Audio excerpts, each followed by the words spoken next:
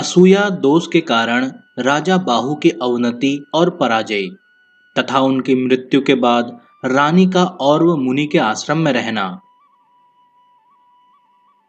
नारद जी ने पूछा, मुनि श्रेष्ठ, राजा सगर कौन है? वह सब मुझे बताने की कृपा करें। सनक जी ने कहा, मुनिवर, गंगा जी का उत्तम महात्म्य सुनिए, जिनके जल का स्पर्श होने मात्र से राजा सगर का कुल पवित्र हो गया और संपूर्ण लोकों में सबसे उत्तम वैकुंठ धाम को चला गया। सूर्यवंश में बाहु नाम वाले एक राजा हो गए हैं। उनके पिता का नाम वृक था। बाहु बड़े धर्मपरायण राजा थे और सारी पृथ्वी का धर्म पूर्वक पालन करते थे। उन्होंने ब्राह्मण, क्षत्रिय, वैश्य, शूद्र तथा अन्य जीवों को अपने अपने धर्म की मर्यादा में स्थापित किया था। महाराज बाहु ने सातों द्वीपों में 7 अश्वमेध यज्ञ किए और ब्राह्मणों को गाय, भूमि, सुवर्ण तथा वस्त्र आदि देकर भली भांति तृप्त किया। नीति शास्त्र के अनुसार उन्होंने चोर डाकुओं को यथेष्ट दंड देकर शासन में रखा और दूसरों का संताप दूर करके अपने को कृतार्थ माना। पृथ्वी पर बिना जोते बोए अन्न पैदा होता है और वह फल फूल से भरी रहती थी। मुनीश्वर, देवराज इंद्र उनके राज्य की भूमि पर समय अनुसार वर्षा करते थे और पापचारियों का अंत हो जाने के कारण वहां की प्रजा धर्म से सुरक्षित रहती थी। एक समय राजा बाहु के मन में असूया यानी गुणों में दोष दृष्टि के साथ बड़ा भारी अहंकार उत्पन्न हुआ, जो सब संपत्तियों का नाश करने वाला तथा अपने विनाश का भी हेतु है। वे सोचने लगे, मैं समस्त लोकों का पालन करने वाला बलवान राजा हूं। मैंने बड़े बड़े यज्ञों का अनुष्ठान किया है। मुझसे पूजनीय दूसरा कौन है? मैं विद्वान हूं, श्रीमान हूं। मैंने सब शत्रुओं को जीत लिया है। मुझे वेद और वेदांगों के तत्व का ज्ञान है और नीति शास्त्र का तो मैं बहुत बड़ा पंडित हूं। मुझे कोई जीत नहीं सकता। मेरे ऐश्वर्य को हानि नहीं पहुंचा सकता। इस पृथ्वी पर मुझसे बढ़कर दूसरा कौन है? इस प्रकार अहंकार के वशीभूत होने पर उनके मन में दूसरों के प्रति दोष दृष्टि हो गई। मुनीश्वर, दोष दृष्टि होने से उस राजा के हृदय में काम प्रबल हो उठा। इन सब दोषों के स्थित होने पर मनुष्य का विनाश होना निश्चित है। यौवन, धन संपत्ति, प्रभुता और अविवेक, इनमें से एक एक भी अनर्थ का कारण होता है। फिर जहां ये चारों मौजूद हों वहां के लिए क्या कहना। विप्रवर, उनके भीतर बड़ी भारी असूया पैदा हो गई, जो लोक का विरोध, अपने देह का नाश तथा सब संपत्तियों का अंत करने वाली होती है। असूया से भरे हुए चित्त वाले पुरुषों के पास यदि धन संपत्ति मौजूद हो तो उसे भूसे की आग में वायु के संयोग के समान समझो। जिनका चित्त दूसरों के दोष देखने में लगा होता है, जो पाखंड रूप आचार का पालन करते हैं तथा सदा कटु वचन बोला करते हैं, उन्हें इस लोक में और परलोक में भी सुख नहीं मिलता। जिनका मन असूया दोष से दूषित है तथा जो सदा निष्ठुर भाषण किया करते हैं, उनके प्रियजन, पुत्र तथा भाई बंधु भी शत्रु बन जाते हैं। जो पराई स्त्री को देखकर मन ही मन उसे प्राप्त करने की अभिलाषा करता है, वह अपनी संपत्ति का नाश करने के लिए स्वयं ही कुठार बन गया है। इसमें संशय नहीं है। मुने, जो मनुष्य अपने कल्याण का नाश करने के लिए प्रयत्न करता है, वही दूसरों का कल्याण देखकर अपनी कुत्सित बुद्धि के कारण उनसे डाह करने लगता है। ब्राह्मण, जो मित्र, संतान, ग्रह, क्षेत्र, धन धान्य और पशु सबकी हानि देखना चाहता हो, वही सदा दूसरों से असूया करे। उसके बाद जब राजा बाहु का हृदय असूया दोष से दूषित हो जाने के कारण वे अत्यंत उदंड हो गए, तब हैहय और लाल जंघ कुल के क्षत्रिय उनके प्रबल शत्रु बन गए। असूया होने पर दूसरे जीवों के साथ द्वेष बहुत बढ़ जाता है, इसमें संदेह नहीं है। असूया से दूषित चित्त वाले उस राजा का अपने शत्रुओं के साथ लगातार 1 महीने तक भयंकर युद्ध होता रहा। अंत में वे अपने वैरी हैहय और लाल जंघ नाम वाले क्षत्रियों से परास्त हो गए। अतः दुखी होकर राजा बाहु अपनी गर्भवती पत्नी के साथ वन में चले गए।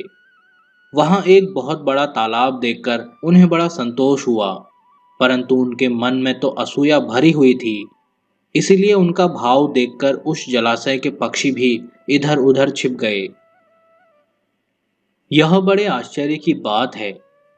उस समय बड़ी उतावली के साथ अपने घोंसले में समाते हुए वे पक्षी इस प्रकार कह रहे थे, अहो, बड़े कष्ट की बात है, यहाँ तो कोई भयानक पुरुष आ गया। राजा ने अपनी दोनों पत्नियों के साथ उस सरोवर में प्रवेश करके जल पिया और वृक्ष के नीचे उसकी सुखद छाया में जा बैठे। नारद जी, गुणवान मनुष्य कोई भी क्यों न हो, वह सबके लिए श्लाघ्य होता है और सब प्रकार की संपत्तियों से युक्त होने पर भी गुणहीन मनुष्य सदा लोगों से निंदित ही होता है। द्विजश्रेष्ठ नारद, उस समय बाहु की बहुत निंदा हुई थी। वे संसार में अपने पुरुषार्थ और यश का नाश करके मरे हुए की भांति वन में रहते थे। अकीर्ति के समान कोई मृत्यु नहीं है, क्रोध के समान कोई शत्रु नहीं है, निंदा के समान कोई पाप नहीं है और मोह के समान कोई भय नहीं है। असूया के समान कोई अपकीर्ति नहीं है, काम के समान कोई आग नहीं है, राग के समान कोई बंधन नहीं है और संग अथवा आसक्ति के समान कोई विष नहीं है। इस प्रकार बहुत विलाप करके राजा बाहु अत्यंत दुखित हो गए। मानसिक संताप और बुढ़ापे के कारण उनका शरीर जर्जरी भूत हो गया। मुनि श्रेष्ठ, इस तरह बहुत समय बीतने के पश्चात और वह मुनि के आश्रम के निकट रोग से ग्रस्त होकर राजा बाहु संसार से चल बसे। उनकी छोटी पत्नी यद्यपि गर्भवती थी तो भी दुख से आतुर हो दीर्घ काल तक विलाप करके उसने पति के साथ चिता पर जल मरने का विचार किया। इसी बीच में परम बुद्धिमान और वो मुनि जो महान तेज की निधि थे वहां आ पहुंचे। उन्होंने उत्तम समाधि के द्वारा यह सब वृतांत जान लिया। मुनीश्वर गण तीनों कालों के ज्ञाता होते हैं। वे असूया रहित महात्मा अपनी ज्ञान दृष्टि से भूत, भविष्य और वर्तमान सब कुछ देख लेते हैं। परम पुण्यात्मा और वो मुनि अपनी तपस्या के कारण तेज की राशि जान पड़ते हैं। वे उसी स्थान पर आए जहां राजा बाहु की प्यारी एवं पतिव्रता पत्नी खड़ी थी। मुनि श्रेष्ठ नारद रानी को चिता पर चढ़ने के लिए उद्यत देख मुनिवर और वह धर्म मूलक वचन बोले। और वह मुनि ने कहा, महाराज बाहु की प्यारी पत्नी, तू पतिव्रता है, किंतु चिता पर चढ़ने का अत्यंत साहसपूर्वक कार्य न कर। तेरे गर्भ में शत्रुओं का नाश करने वाला चक्रवर्ती बालक है। कल्याणमयी पुत्री, जिनकी संतान बहुत छोटी हो, जो गर्भवती हो, जिन्होंने अभी ऋतुकाल न देखा हो तथा जो रजस्वला हों, ऐसी स्त्रियां पति के साथ चिता पर नहीं चढ़ती। उनके लिए चितारोहण का निषेध है। श्रेष्ठ पुरुषों ने ब्रह्म हत्या आदि पापों का प्रायश्चित बताया है। पाखंडी और पर निंदक का भी उद्धार होता है, किंतु जो गर्भ के बालक की हत्या करता है उसके उद्धार का कोई उपाय नहीं है। सुव्रते, नास्तिक, कृतघ्न, धर्म त्यागी और विश्वासघाती के उद्धार का भी कोई उपाय नहीं है। अतः शोभने, तुझे यह महान पाप नहीं करना चाहिए। मुनि के इस प्रकार कहने पर पतिव्रता रानी को उनके वचनों पर विश्वास हो गया और वह अत्यंत दुख से पीड़ित हो अपने मरे हुए पति के चरण कमलों को पकड़कर विलाप करने लगी।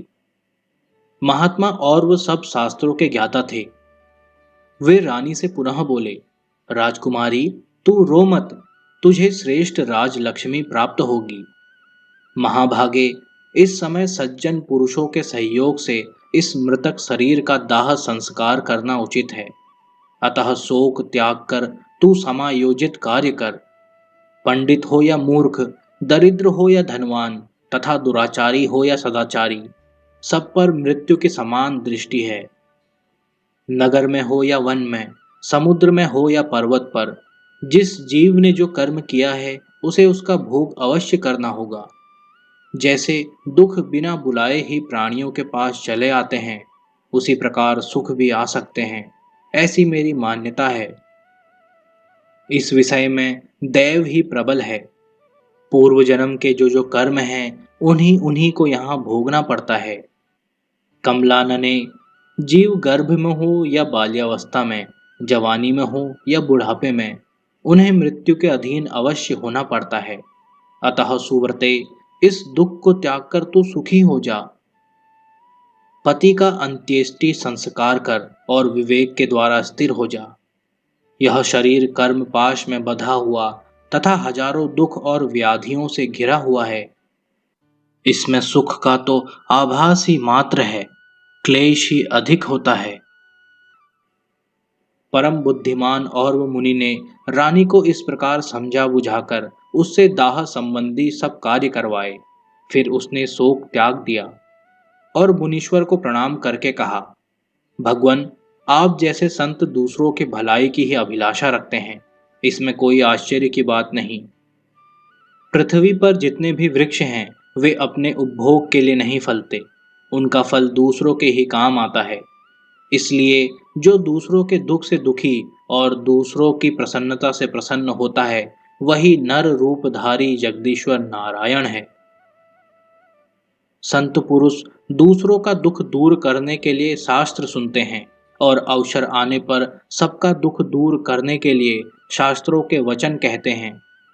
जहाँ संत रहते हैं वहाँ दुख नहीं सताता, क्योंकि जहाँ सूर्य है वहाँ अंधकार कैसे रह सकता है। इस प्रकार कहकर रानी ने उस तालाब के किनारे मुनि की बताई हुई विधि के अनुसार अपने पति की अन्य पारलौकिक क्रियाएं संपन्न की। वहां और वो मुनि के स्थित होने से राजा बाहु तेज से प्रकाशित होते हुए चिता से निकले और श्रेष्ठ विमान पर बैठकर मुनीश्वर औरव को प्रणाम करके परम धाम को चले गए। जिन पर महापुरुषों की दृष्टि पड़ती है वे महापातक या उपपातक से युक्त होने पर भी अवश्य परम पद को प्राप्त हो जाते हैं। पुण्यात्मा पुरुष यदि किसी के शरीर को, शरीर के भस्म को अथवा उसके धुएं को भी देख लें तो वह परम पद को प्राप्त होता है। नारद जी पति का श्राद्ध कर्म करके रानी और वह मुनि के आश्रम पर गई और अपनी सौत के साथ महर्षि की सेवा करने लगी।